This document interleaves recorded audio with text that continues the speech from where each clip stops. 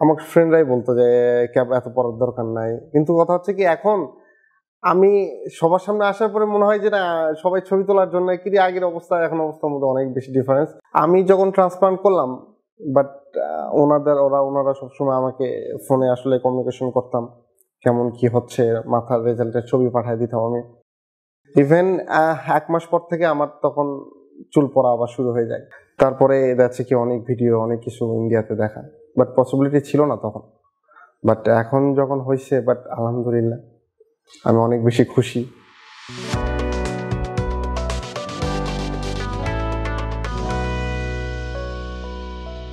আসসালামু আলাইকুম, আমি মোহাম্মদ রাকিবুল হাসান, আসছি বগুড়া থেকে।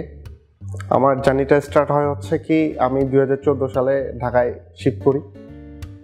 আমেরিকান ইন্টারন্যাশনাল ইউনিভার্সিটিতে যখন ভর্তি হয়, তখন থেকে আমার আসলে চুল পড়া শুরু হয়। অনেক বেশি আসলে কেয়ার করতাম, তারপর আসলে কখনো চুল পড়া কখনো বন্ধ করতে পারি না। একটা সময় গিয়ে ডিপ্রেসডের মধ্যে পড়ে যায় যে চুল পড়তেইছে। তারপরে যাচ্ছে কি অনেক ভিডিও, অনেক কিছু ইন্ডিয়াতে দেখা, বাট পসিবিলিটি ছিল না তখন। বাট এখন যখন হয়েছে, বাট আলহামদুলিল্লাহ আমি অনেক বেশি খুশি আমার রেজাল্ট দেখে। ইভেন আমি কখনো আয়নাতে আমার মুখটাও দেখতাম না। আমার এই আই ওয়াজ লাইক বিফোর যে ছবিগুলো ছিল আপনি দেখতে পারবেন, আর এখন যে অবস্থা, আমি নিজে এখন খুব বেশি স্যাটিসফাইড, খুব বেশি আল্লাহর রহমত। আসলে আলহামদুলিল্লাহ অনেক বেশি স্যাটিসফাইড আমি।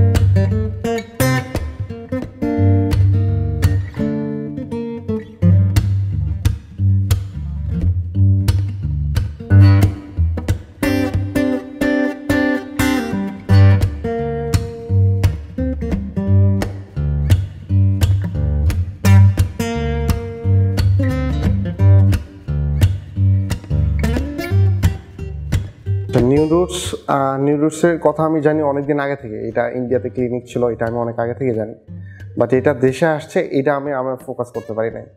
সামহাও আমার এখানে আমার কাজিনই বলা যায়, ভাই হয়, উনি আসলে আমাকে প্রেফার করে যে এখানে থেকে করতে পারবো। বাট ওনার আমি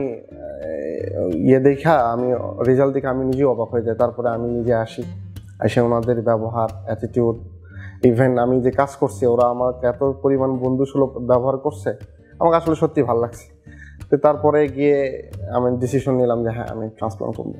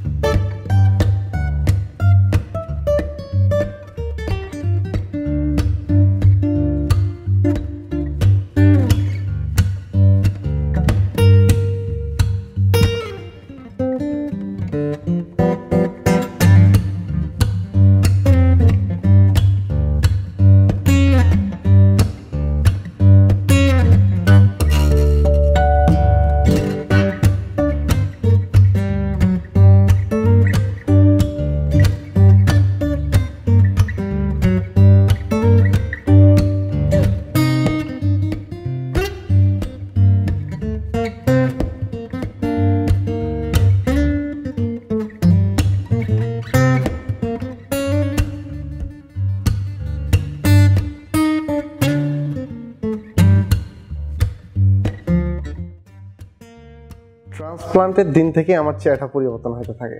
আমি বুঝতে পারি যে হ্যাঁ, আমার সামনে হেয়ার লাইন ছিল না, মাথায় চুল ছিল না। বাট হেড ওয়াশ করার পরে যখন দেখতে পারি যে না, আমার চুল আগের মতো দেখতে হচ্ছে, খুব বেশি ভালো লাগতেছে এখন। আরেকটা যেটা হচ্ছে কি, আমি নিউ রুটসে আসার পর থেকেই আমি বুঝতে পারি যে হ্যাঁ, ওদের অ্যাটিটিউড, ব্যবহারে আমি খুব ভালো বুঝতে পারি যে হ্যাঁ, আমার আসলে রেজাল্ট আসবে। হ্যাঁ, এখানে আরেকটা প্রবলেম হচ্ছে কি, আমি যখন ট্রান্সপ্লান্ট করলাম, বাট ওনারা সবসময় আমাকে ফোনে আসলে কমিউনিকেশন করতাম, কেমন কি হচ্ছে, মাথার রেজাল্টের ছবি পাঠিয়ে দিতাম আমি।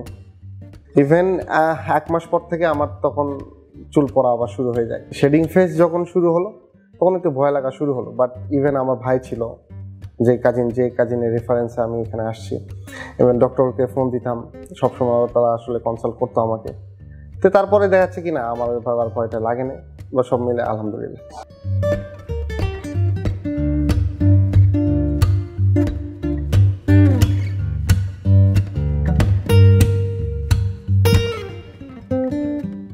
আগে যখন চুল ছিল না, তখন অলওয়েজ মাথায় ক্যাপ পরে থাকতাম।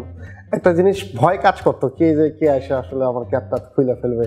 ইভেন ফ্রেন্ডরাও আসলে খুব বেশি ওইভাবে কেউ মজা করে নাই, বাট আমার ফ্রেন্ডরাই বলতো যে ক্যাপ এত পরার দরকার নাই। কিন্তু কথা হচ্ছে কি, এখন আমি সবার সামনে আসার পরে মনে হয় যে না, সবাই ছবি তোলার জন্য কি আগের অবস্থা এখন অবস্থার মধ্যে অনেক বেশি ডিফারেন্স।